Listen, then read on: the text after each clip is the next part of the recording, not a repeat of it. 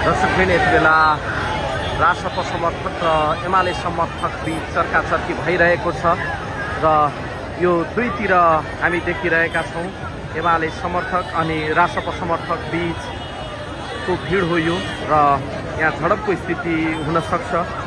सबैले संयमता अपनाउनु पर्ने हुन्छ यस्तो परिस्थितिमा।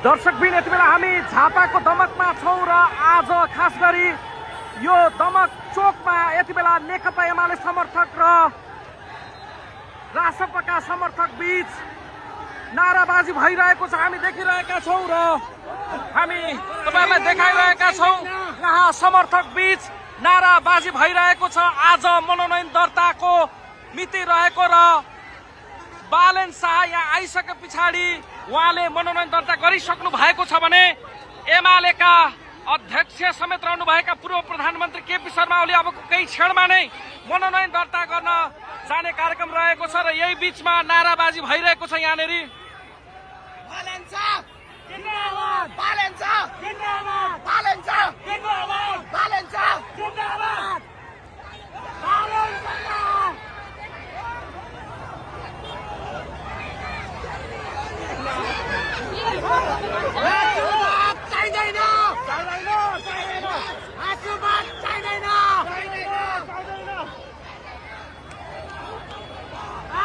दर्शकबिन दुई समूह बीच यति बेला नाराबाजी भइरहेको छ र यस्तो स्थितिमा यति संयमता नअपनाउने भने दोहोरो भिडन्त पनि हुन सक्छ।